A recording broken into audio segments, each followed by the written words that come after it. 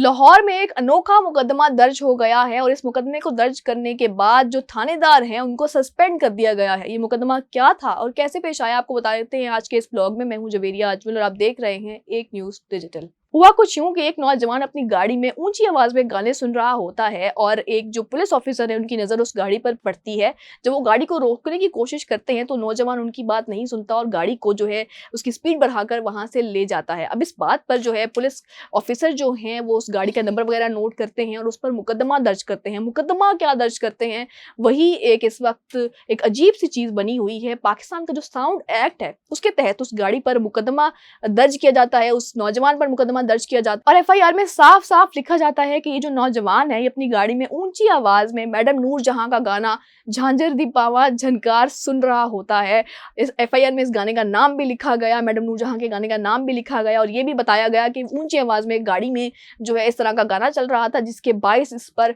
मुकदमा दर्ज किया गया है। इस मुकदमे के दर्ज होने के बाद उस गाड़ी को हिरासत में ले लिया जाता है और जैसे ये खबर जो है ये वायरल होती है, सोशल मीडिया पर जाती है, लोग मुख्तलिफ तबसरे करना शुरू होते हैं। उसके बाद जो है DIG operations Faisal Kamran action लेते हैं और उन्होंने जो है इस मुकदमे को दर्ज करने की वजह से उस पुलिस ऑफिसर को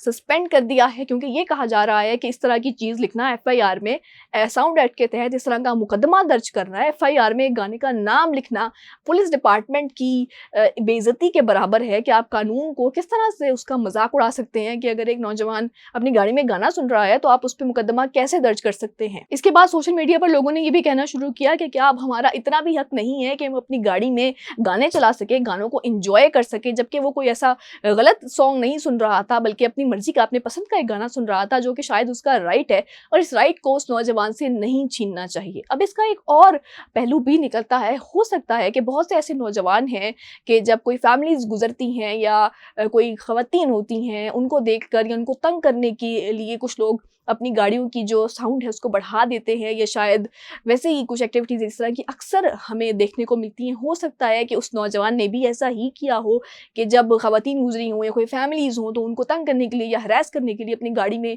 साउंड को बढ़ाया हो और जिसकी वजह से आने जाने वाले लोग तंग हुए हों और फिर पुलिस ऑफिसर ने सोचा हो कि इस नौजवान को गिरफ्तार करना चाहिए या इस पर जो है कोई एक्शन लेना चाहिए, जिसके बायस एक्शन लिया गया। लेकिन ये इसका दूसरा पहलू है जिस पर अभी भी बात की जा रही है। अब तक जो अपडेट्स है वो यही है कि जो पुलिस ऑफिसर है उनको सस्पेंड किया गया है और गाने सुनने पर किसी किस्म की जो कोई रुकावट है वो नहीं लगानी चाहिए, इसलिए आप अपनी गाड़ी में अपनी मर्जी से गाने सुन सकते हैं। लेकिन लोगों के जो आराम का ख्याल ज़रूर रखें, किसी को तंग करने के लिए गानों की आवाज़ ऊंची या नीची ना करें। खैर, आप इस हवाले से क्या सोचते हैं, क्या ये मुकदमा दर्ज होना चाहिए था या नहीं? कॉमेंट्स में अपनी राय ज़रूर दीजिएगा। हमें दीजिए इजाज़त। अल्लाह हाफ़िज़।